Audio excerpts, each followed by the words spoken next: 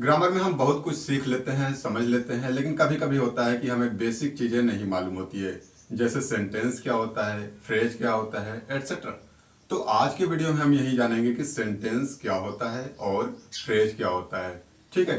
तो सेंटेंस समझने के लिए सबसे पहले हम यह जान लेते हैं कि जो हम बोलचाल की भाषा में यूज करते हैं वो क्या होता है। जो हम कम्युनिकेशन करते हैं उसमें क्या होता है। ग्रुप ऑफ वर्ड्स होते हैं, शब्द होते हैं, शब्दों का समूह होता है और उन शब्दों के समूह को मिलाकर ही क्या होता है, हमारा सेंटेंस होता है। ठीक है। तो क्या हम कह सकते हैं कि शब्दों का समूह ही हमारा सेंटेंस होता है। जैसे to, as, school, Ram, going. अब देखिए दोस्तों, यहाँ पे मैंने क्या किया है कि ये ग्रुप ऑफ वर्ड्स लिख दिया है। ये क्या है, group of words. It means कि to, as, school, Ram, going. अब आप इसमें बता सकते हैं क्या है, हमारा सेंटेंस है? जी बिल्कुल नहीं। ये हमारा सेंटेंस नहीं हो सकता, क्योंकि सेंटेंस वह होता है जिसको हम इस प्रकार से अरेंज करते हैं, व्यवस्थित करते हैं कि जिसका पूरा पूरा अर्थ हो, मीनिंग हो, वही हमारा सेंटेंस होता है। आप जैसा कि जानते हैं कि कोई भी सेंटेंस होता है तो उसमें सब्जेक्ट होता है और क्या होता है, वर्ब होता है। वर्ब चाहे तो आप हेल्पिंग वर्ब की बात कर लें, चाहे मेन वर्ब की बात कर लें। इसके बाद और क्या होता है, ऑब्जेक्ट होता है। ये तीन चीजें मेन रूप से होती हैं सेंटेंस में। लेकिन यहाँ पे क्या है, कुछ आपको समझ में आ रहा है? जी बिल्कुल नहीं। अब इसी चीज को मैं क्या करता हूँ, कुछ इस तरीके से लिख देता हूँ। राम, पहले सब्जेक्ट का यूज कर लेता हूँ। ठीक है। फिर इसके बाद इज गोइंग टू स्कूल। अब मैंने ग्रामेटिकल रूप से इसको अरेंज कर दिया है। पहले subject, verb, main verb, thereafter जो भी वर्ड्स बचते हैं उसका यूज मैंने कर लिया है। ठीक है। अब यहाँ पे ये क्या हो गया, आपका सेंटेंस हो गया। तो हम कह सकते हैं कि सेंटेंस का डेफिनेशन क्या होगा, अ group of words, a group of words arranged in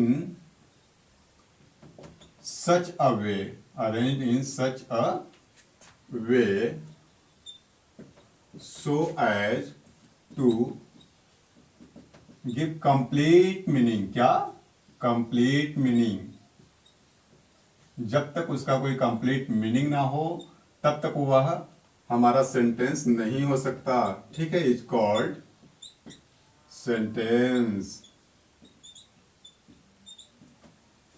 ठीक है। यहां पे डिफिनेशन है कि a group of words arranged in such a way so as to give complete meaning is called sentence.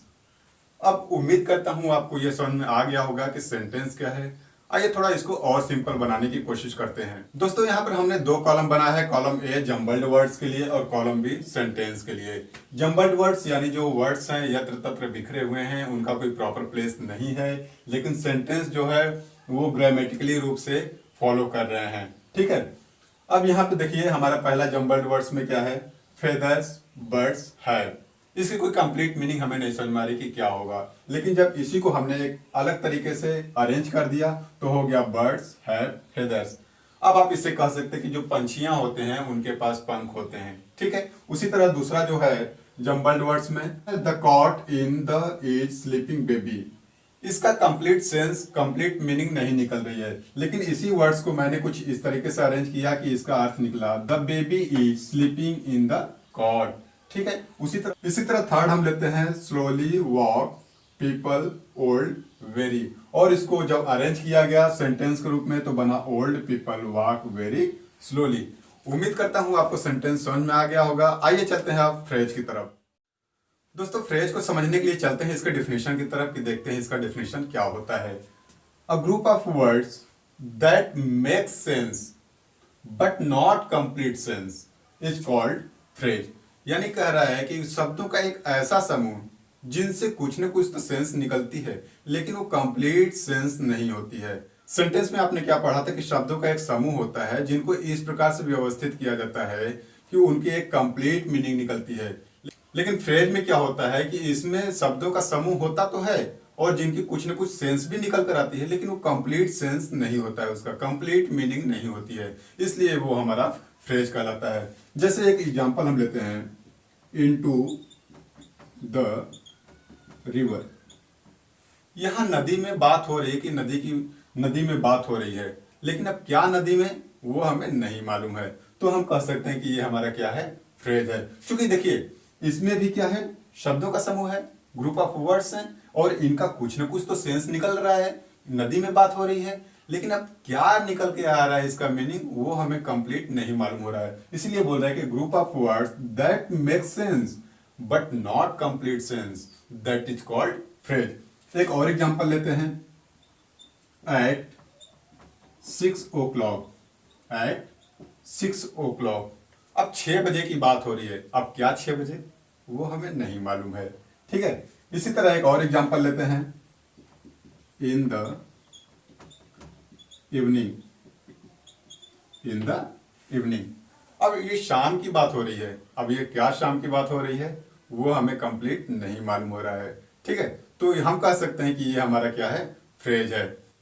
अच्छा, ये जो फ्रेज होते हैं इनको हम सेंटेंस में कन्वर्ट कर सकते हैं कुछ और शब्दों को जोड़कर। जैसे यदि हम लिखें यहां पर, I shall wait for you, you at the railway station, railway station.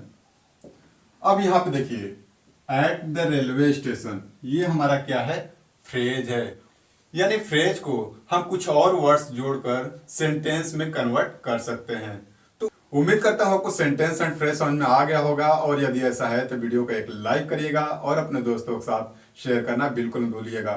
तो मिलते हैं अगले वीडियो में एक नए टॉपिक के साथ, तब तक के लिए हमें इजाजत दीजिए अपने दोस्त विनय को। नमस्कार।